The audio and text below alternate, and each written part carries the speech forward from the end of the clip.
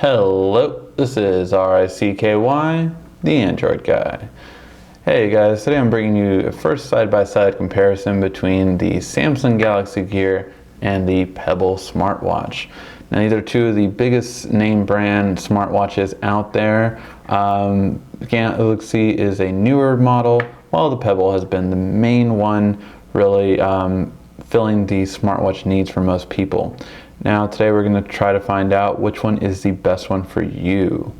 Let's start and see how they compare. Now when it comes to look and feel, these watches are really very different. With the Pebble being the first one that came out, the strap is changeable, which is one thing that's kind of nice about it. However, the one that it does come with isn't the best kind of quality, definitely. I had a lot of people actually complain about it, saying that it felt really cheap. I never seemed to mind it, but I'm not a watch connoisseur by any means, so a lot of people didn't like that.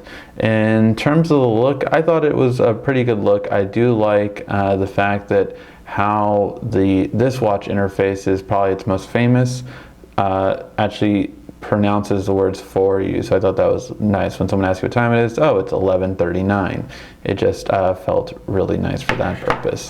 However, the Samsung smartwatch definitely, I would feel, brought this to a new level.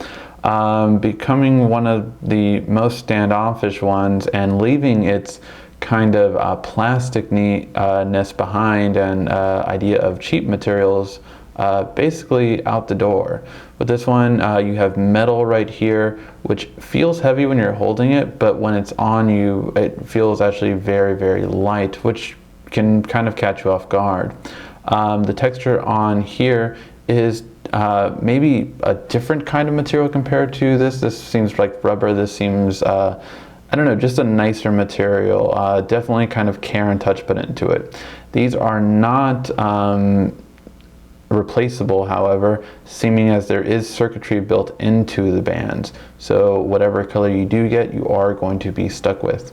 Well, or rather, that's the one you chose for that purpose. You have the camera built in and other circuitry built in, even including to the mic on the rear, which is again just a nice touch. I do like how they kept it clean to here. No Samsung branding on the front, just the Samsung logo on the back. So I do like that. It's just a bit cleaner look, and I like the industrial little screws for myself. So overall, I would say look and feel will go to the Galaxy Gear. When it comes to app support, this is really an interesting category, and the results may change at launch. The Galaxy Gear at launch is supposed to have 70 apps. However, this is a little bit before launch, so not sure where the rest are at this point. However, the Pebble smartwatch has had very good support on Android. Not so much on other platforms like iOS that also has it, but on Android, in terms of category, you can definitely have it. So one of the nice things about the Pebble smartwatch is that right now you have 13, I would say, main apps. Now there are a lot of variations on certain apps, such as even two that I have here, Pebble Plus and Pebble Notifier, do similar things, as well as Pebble at a glance. So a lot of these will do the similar things, and I would say when I've looked at the App Store, I've seen about probably 30 apps.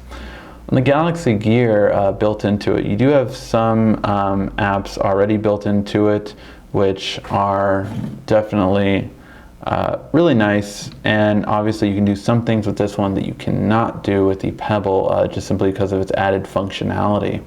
However, right now at the Samsung App Store, I find myself seeing only about 10 apps and then the clock app. However, it's supposed to be a total of 70 apps.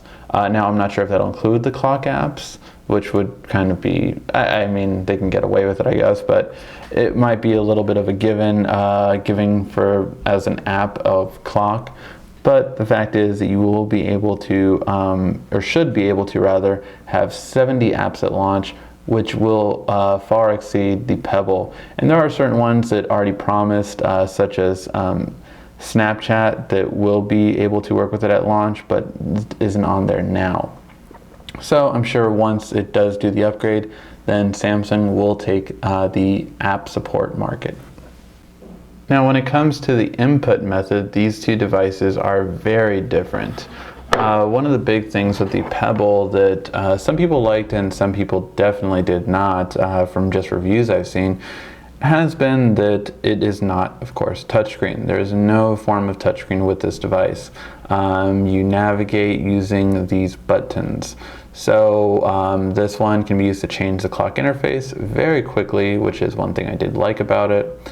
You can just change all of the interfaces fairly quickly, and as long as it changes, there you go. And then your menu button was on the middle, and you can navigate through, again with here, this being the OK button. And then to go back to the watch, you just push this button right here, and that's how you navigate.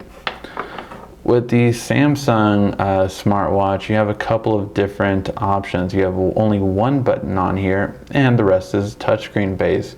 So you navigate from left to right, such as this, and then you also have added functions. So just tap any of them to go to it. To go back, you swipe from the top to the middle, and that's how you get home as well. When you're on the home page, you can swipe from the top to actually access the camera. Again, to go back, just swipe from the top to the middle, and then to do the dialer, just like that. So input method, I do like even the gesture bases that you have with the double tap. I mean, there's just a lot of different things you can do with this, and I'm really excited to see what developers will come up with for this. So I would say as an input method, this is definitely just has more opportunity compared to the simple button layout. This category is one that I feel should definitely be a part of smartwatches. However, it's not a part of all smartwatches. So one thing that I do feel that is downside of Pebble is that you can't do anything with really calls or text messages except for view them and dismiss them. So you can dismiss a call by pushing the bottom button when someone calls. But you can't do anything else besides that. You can't talk to it. There is no mic or earpiece on here, as well as you can't do really much else. It's one of the things I really do like as a refresher for the Galaxy Gear. You do have a speaker right here and extremely well noise cancellations on the mics on both sides. I can definitely talk within arm's length, is what Samsung has claimed. So basically when I'm getting ready in the morning, I can just be moving my arms and not needing to have it next to me, and people will hear me just fine. I could have this at my hip side and people can still hear me just fine. So I really do like the fact that I can make calls, I can see texts, and then I can actually even voice text back. So you can use S-Voice in order to text message back using your voice. So there you have it in terms of calls and texts. Obviously the Galaxy Gear will take it over the Pebble. In terms of battery life, this is obviously going to go to the Pebble, but let me explain why. In terms of battery life, there's a couple of different things to take into account. One is the Pebble is an e-paper display, which is obviously going to drain the battery on the device a lot less.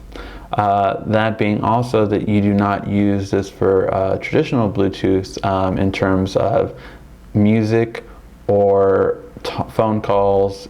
You will obviously save battery life again. The average battery life on my Pebble was originally about a little over a week, about 7 to 8 days. However, now it's been cutting more at 5 days. I'm not sure if it's just the battery progressing with time. I have had it for a couple months now, but it's about 5 days, which is still, of course, very good. Although my gear is newer, I have consistently had a solid 2 days out of it.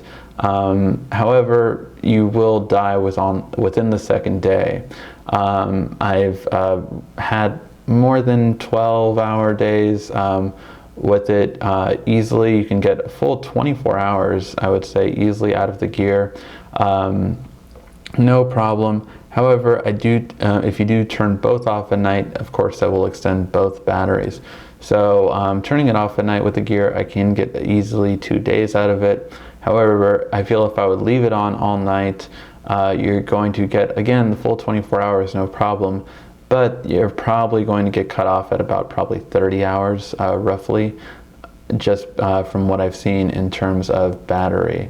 It does do very well. I've had this one on for a couple of hours. I want to say about 4 hours so far today, and it's at 96%. So it does do well, especially when you're not really using the call function more, so it lasts a lot longer for just the notifications itself. When it comes to the extras, well, both devices are splash resistant. However, neither device is technically waterproof. Both can take a splash, no problem. You're just not going to want to go swimming with either one. Now, one of the biggest things is obviously Samsung has certain extras like a camera, speaker, and a mic built into it. Those would mainly be the extras that we see with this device. Both devices can do other things, but those are going to be the main extras that would be categorized. So in terms of extras, the Samsung just offers a little bit more for the extras category. Now the price point. As you can see, there's definitely a huge difference in the price point between these two models. One is coming in at $149 and one is coming in at $299. So given that, I would also say that obviously right now this works with a lot more devices. Obviously it's going to have more sales compared to this one having limited device connectivity right now, being only the Note 3, then followed by the S4, S3, Note 2, and that'll pretty much be it unless other manufacturers let Samsung's software on their devices, which from what I've heard, not most are too excited about. The Pebble, however, not only works with Android, but it works with iOS as well. For the price point of $149 though, you obviously don't get as much as the Gear, but for the best bang for your buck, $149 is obviously going to go a long way just to have a smartwatch, especially since it can be an HTC, LG, or any other device. So if you were following, you already know which one came out, but just to go over a recap, the Galaxy Gear won the look and feel category, the Pebble smartwatch won the battery life category, the Galaxy Gear won the app support, the input method just being touchscreen as well. They also won the call and text feature and the extras category.